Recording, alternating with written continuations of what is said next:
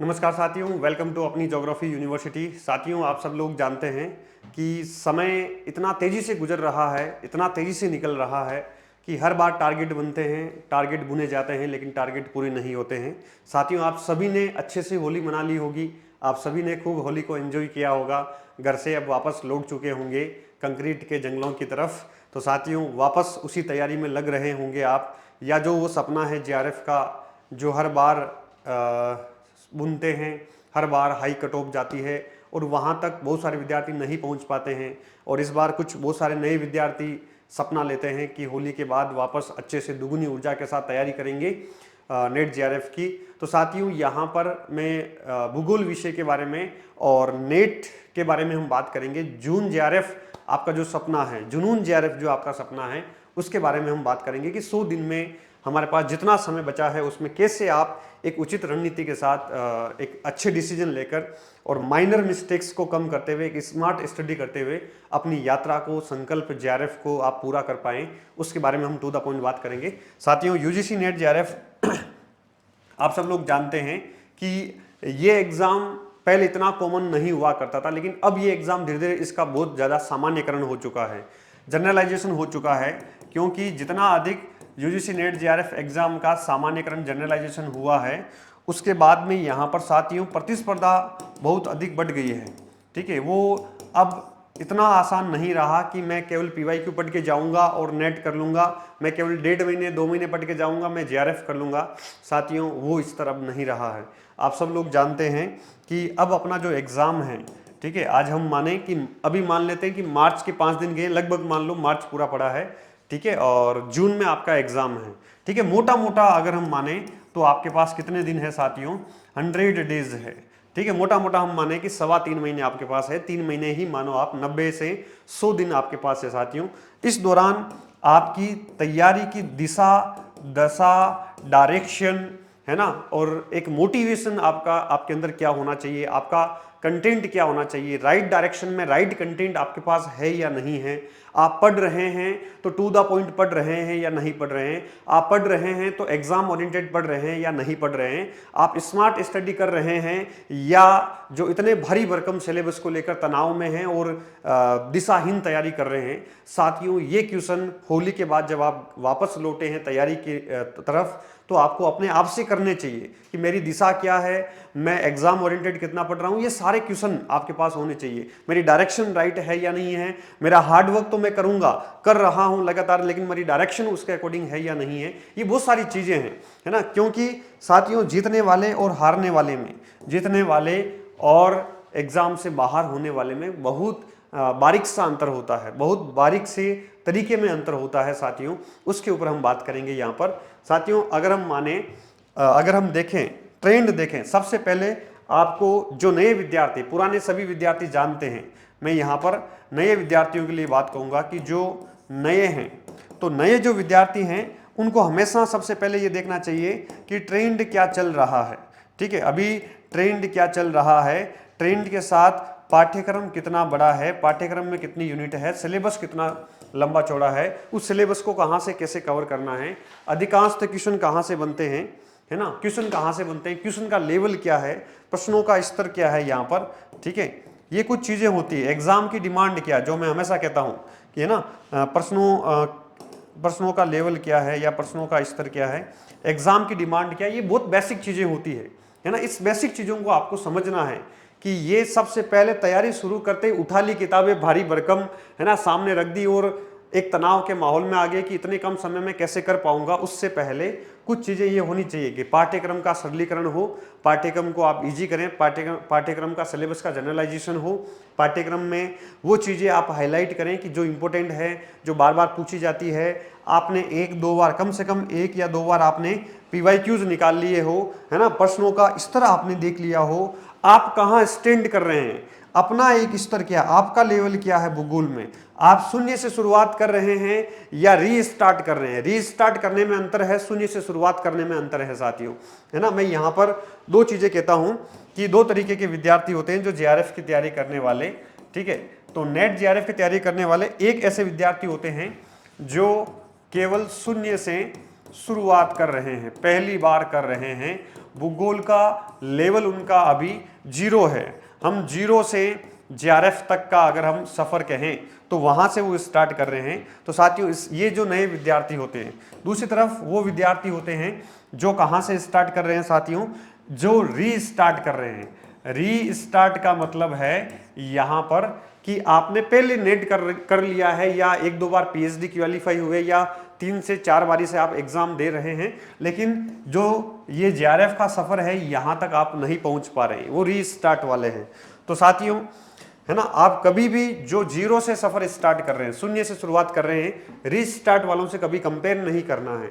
ठीक है, सबसे बेसिक फॉर्मूला आपको बताता हूं NCERT से। देखो समय लगेगा, आप ये मत सोच लेना कि 100 दिन में कैसे भी करके मैं कर जाऊंगा। 100 दिन में आप नेट कर लोगे, 100 दिन में हो सकता है कुछ विद्यार्थी इनमें से 0 वाले JRF भी कर सकते हैं, अगर राइट डायरेक्शन हो, राइट कंटेंट हो और थोड़ी समझदारी हो, है ना। लेकिन सारे लोग, मैं उन सभी औसत विद्यार्थियों को लेकर चल रहा हूं। हो सकता है अपवाद हो, टैलेंटेड हो, पढ़ने का तरीका स्मार्ट हो, वो कर सकते हैं फर्स्ट टाइम में JRF, और करते भी है, हर साल करते हैं, हर बार करते हैं। लेकिन आपको थोड़ा सा धैर्य भी रखना है ना। उतावलापन आपको सब्जेक्ट को गहराई में नहीं ले जाएगा। NCERT से स्टार्ट करो। अब 100 दिन बचे हैं, किताबें पढ़ने का समय नहीं है तो केवल आप नोट्स पे जा सकते हैं, या अगर किताब पढ़ते हैं नए वाले विद्यार्थी तो केवल और केवल आप किताब में वही यूनिट, वही टॉपिक पढ़ें जो आपने कभी नहीं टच किया है, या सिद्धांत है, थ्योरीज है, मॉडल्स हैं, इनको आप किताब से पढ़िए, या फिजिकल ज्योग्राफी को आप किताब से पढ़िए। बाकी आपको नोट्स पे जाना है। ठीक है, जो रीस्टार्ट करने वाले विद्यार्थी हैं, है ना, जिनका नेट JRF है, उनको सबसे पहले कहूंगा कि बार बार आप एग्जाम दे रहे हैं लेकिन एग्जाम क्लियर नहीं हो रहा, तो आपको मंथन करने की आवश्यकता है, चिंतन करने की आवश्यकता है। मंथन और चिंतन करते हैं तो कहाँ मिस्टेक हो रही है, कौन कौन सा आपका वीक पॉइंट है, ठीक है, उसकी आप पहचान कर पा रहे हैं या नहीं कर पा रहे हैं, कहाँ गलतियां हो रही है, कहाँ आपकी वीकनेस है, कमजोरी है, उन टॉपिक्स और उन यूनिट पर मास्टरी करने की आपको जरूरत है, उस यूनिट पर अधिक फोकस करने की आपको आवश्यकता है ना। अपनी कमजोरियां, पूरे सिलेबस को एक बार अपने साथ रखो, फिर ना कम से कम 2 घंटे 1.5 घंटे उस सिलेबस को ही देखो, साथ साथ में कंटेंट मोटा मोटा देखो कि मैंने ये पढ़ा था, यहाँ से ये क्वेश्चन आया, मैं ये नहीं कर पाया। तो जो जो कमजोरियां हैं सिलेबस में आप हाईलाइट करो, उस यूनिट को, उस टॉपिक्स को जहां बार बार मिस्टेक हो रही है वहां हाईलाइट करो, और उसके बाद आप रीस्टार्ट करो। साथियों आपका पढ़ने का तरीका बदल जाएगा, आपको कॉन्फिडेंस आएगा कि मेरी 70-80% चीजें तैयार है, इसलिए केवल नेट तक जाकर मैं रुक जाता हूं, JRF तक नहीं पहुंचता। तो वो जो 20%, 10%, 15%, 5% आपकी जो कमियां हैं उसका चिंतन मनन करके उसके ऊपर आप जो है घिसाई करो, काम करो, उसके ऊपर मेहनत करो। 100% JRF निकलेगा, कोई रोकने वाला नहीं है। क्योंकि आप वापस रीस्टार्ट तो करते हो लेकिन उसी डर्रे के साथ करते हो, अपना डर्रा नहीं बदलते। या जो 5% वापस मेहनत करते हो लेकिन वो 70, 70, 80% तक ही आप पहुंचते हो। जो 5% एक्स्ट्रा एफर्ट आपको लगाना था उस पर आप नहीं जाते हैं, तो वो एक्स्ट्रा एफर्ट आपको लगाना है, उसके ऊपर सोचना है कि कहाँ कमी है, कैसे मैं उसको और सुधारूं, कैसे कर सकता हूं, उसके ऊपर आपको काम करना है। इन विद्यार्थियों को अपनी कमी और कमजोरी और अपनी मजबूती दोनों को पहचानना है। जो फिजिकल ज्योग्राफी मजबूत है तो वेल एंड गुड है, आपको समय बहुत बच जाएगा, है ना। तो जो जो आपका भी वीक पॉइंट है, आपको और बेटर क्या करना है उसके ऊपर काम करो। NCERT से शुरू करो, और जो PG में आपका स्ट्रॉन्ग पॉइंट था उसको लास्ट में रिवाइज कर देना। पहले आप जो जो कमजोर टॉपिक यूनिट है वहां से आप स्टार्ट करो। तो 2 तरीके के विद्यार्थी हैं, है ना, रीस्टार्ट करने वाले और एक शून्य से स्टार्ट करने वाले। तो साथियों ये पाठ्यक्रम है, इसका सरलीकरण करना है। ये PYQs है, इसको कम से कम 3 बार रिवाइज करना है, पढ़ने के बाद 3 बार रिवाइज होना चाहिए। ठीक है, अभी एक स्टूडेंट थे कल्पना चौधरी का बहुत एज में, पटवारी लगे में बहुत एज में JRF हुआ। उन्होंने कहा मैंने PYQs कम से कम 20 बार रिवाइज किए, पढ़े, उसमें हाईलाइट किया कौन सा गलत होता, वो सारा टेस्ट के अकॉर्डिंग पढ़े, टेस्ट मानकर पढ़े, है ना।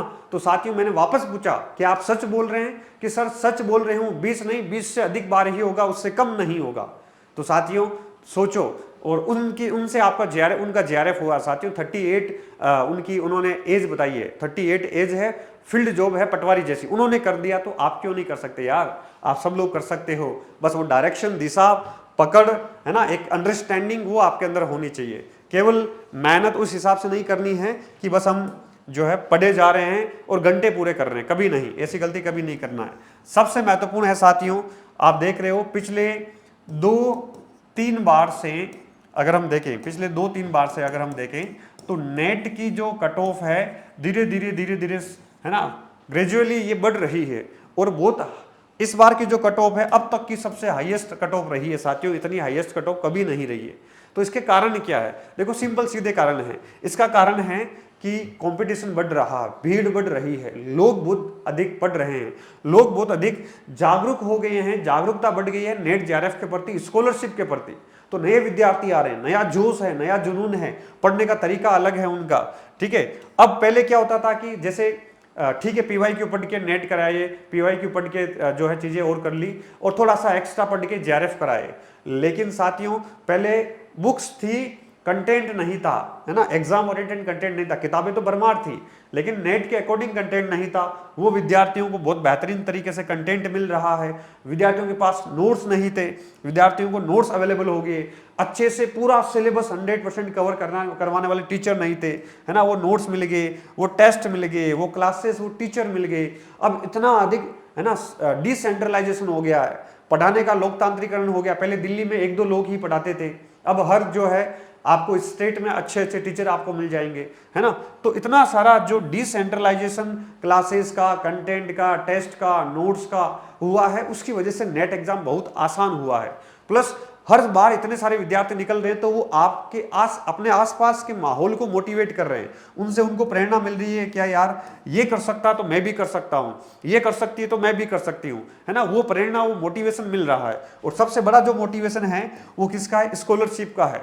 इससे और लोगों को ऊर्जापुंज मिल रहा है कि यार 40,000 42,000 स्कॉलरशिप मिलेगी, करना कुछ नहीं है। जो मुख्य तैयारी कर रहे हैं असिस्टेंट प्रोफेसर या सिविल सर्विसेज की, तो साथ साथ पीएचडी चलती रहेगी और तैयारी भी होती रहेगी, पैसे भी आते रहेंगे, सब कुछ हो जाएगा शानदार। तो ये जो है सबसे बड़ा मोटिवेशन है, इसकी वजह से विद्यार्थियों की एक भरमार आ रही है इस दिशा में कि करना कुछ नहीं है, 4 महीने 3 महीने 5 महीने मेहनत करनी है, जेआरएफ हो जाएगा और उसके बाद में हमारी यात्रा बहुत आसान हो जाएगी।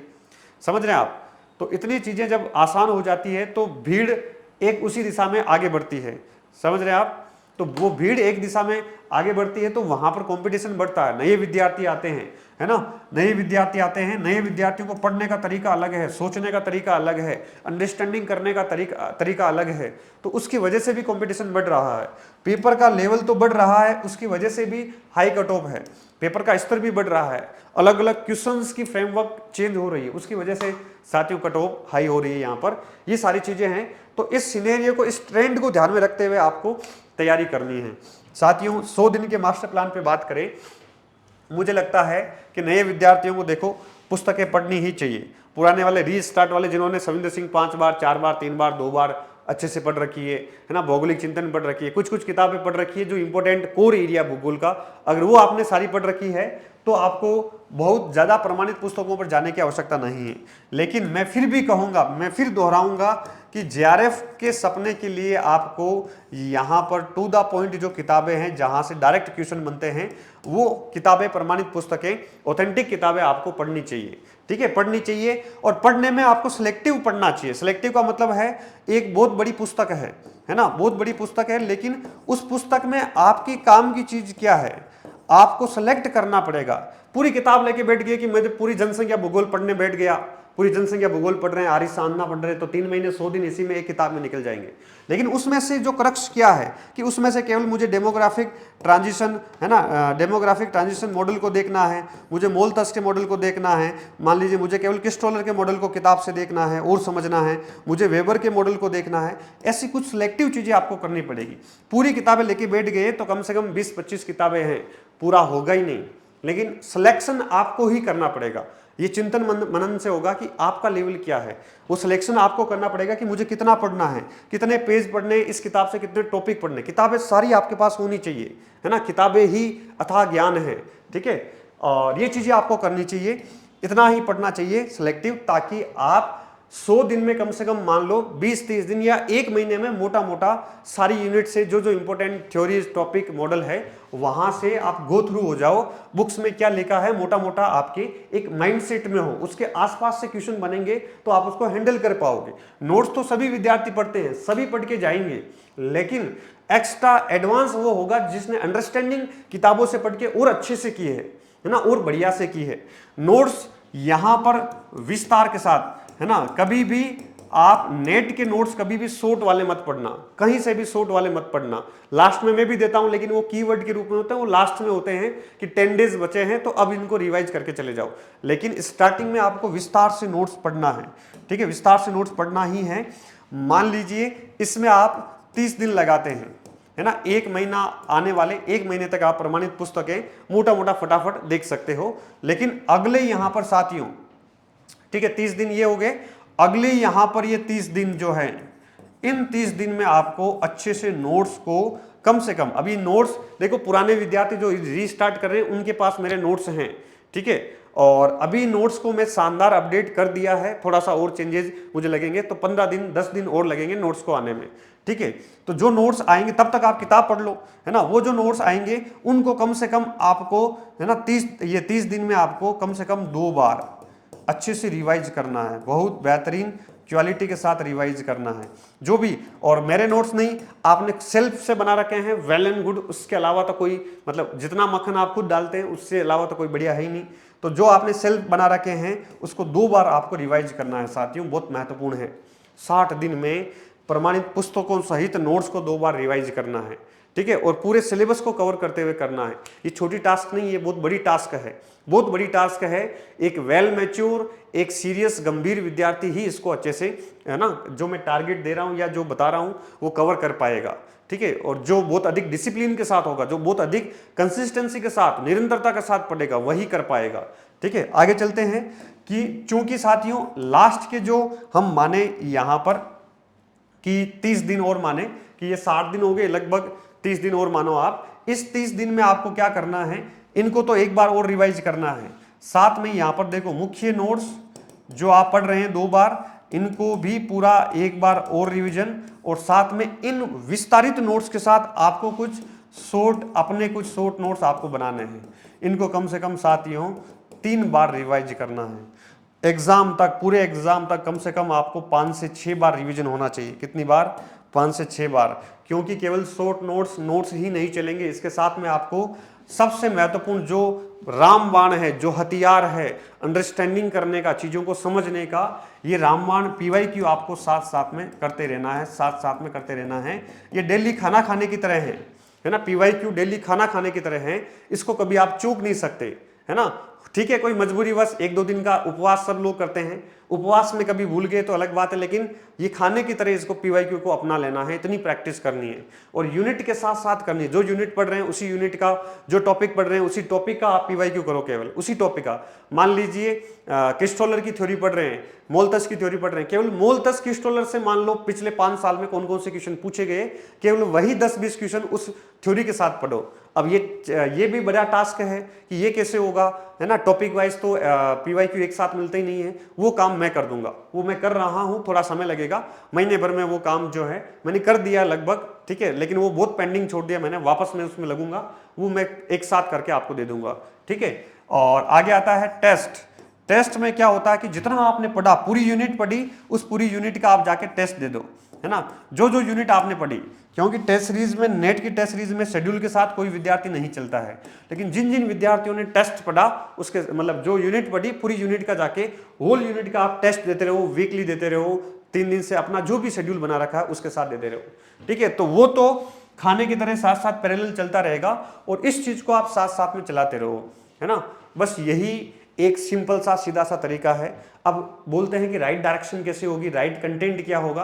राइट कंटेंट साथियों, जो क्वेश्चंस आ रहे हैं उसको नोट्स से मैच करो, उनको किताबें से मैच करो कि वो जो क्वेश्चन पूछा गया है, मैंने अभी प्लेट टेक्टोनिक थ्योरी पढ़ी है, मैंने अभी महाद्वीपीय विस्थापन सिद्धांत पढ़ा है, या कोई भी मॉडल पढ़ा है, क्या वो मॉडल करने के बाद मैं नेट के क्वेश्चन सोल्व कर पा रहा हूं या नहीं कर पा रहा हूं। नोट्स हैं आपके पास, नोट्स पढ़ने के बाद आपको लग रहा है कि नोट्स पढ़ने के बाद मैं क्वेश्चन सोल्व कर पा रहा हूं या नहीं कर पा रहा हूं, अगर कर पा रहे हो तो कॉन्सेप्ट आपको नोट से, बुक से समझ में आया और कर पा रहे हो, इसका मतलब ये नोट्स या ये पुस्तकें जो आप पढ़ रहे हैं ये एग्जाम ओरिएंटेड है, ये प्रमाणित पुस्तकें हैं, प्रमाणित नोट्स हैं जहां से क्वेश्चन बन रहा है और उसको आप कर पा रहे हैं। ठीक है, इसकी पहचान आपको स्व विवेक से पढ़ने के दौरान साथ साथ में होगी साथियों। ठीक है, बाकी इतिहास तो गवाह है ना, और अपने साथियों से भी आप पूछ सकते हैं जो जिन्होंने जेआरएफ वगैरह किया है उनकी क्या रणनीति रही, उन्होंने कैसे चीज़ों को हैंडल किया। तो साथ साथ में पर डे का प्लान मैंने तो बड़े रूप में बताया है।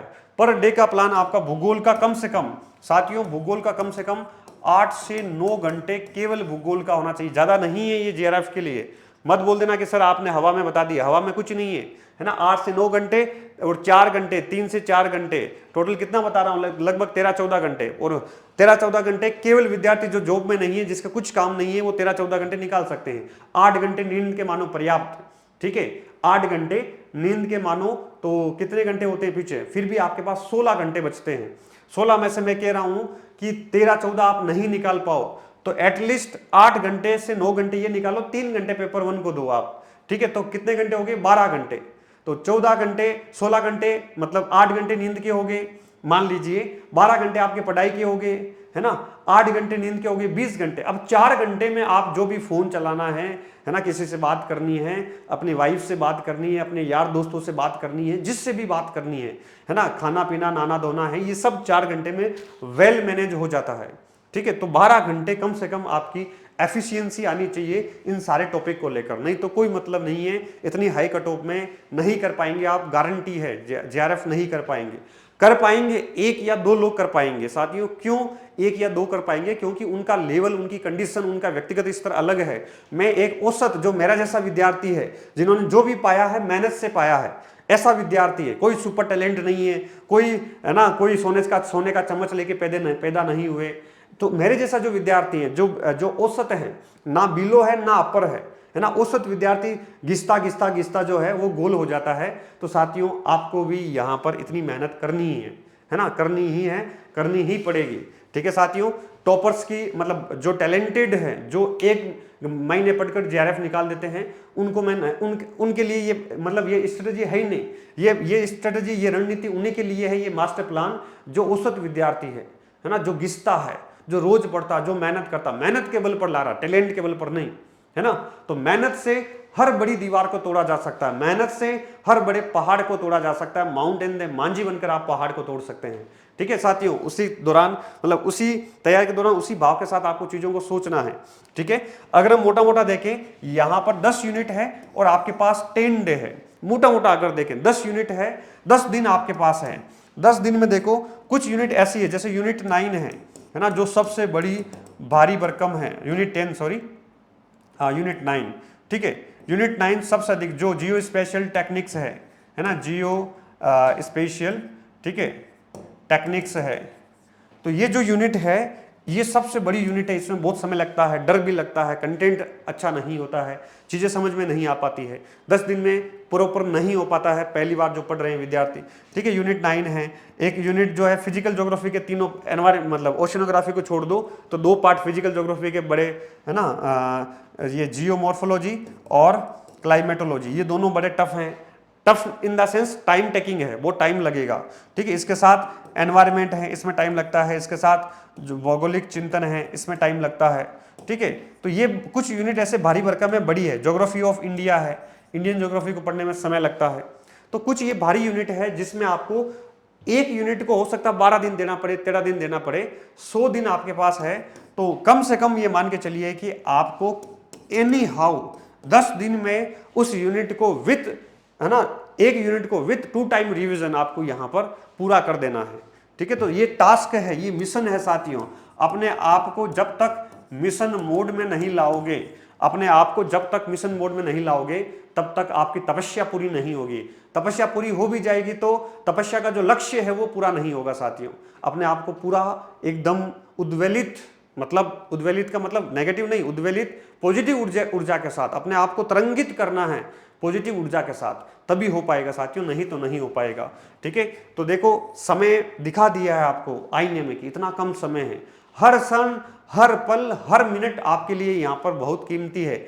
एक बार जेआरएफ से फिसले यहां पर 6 महीने का गया।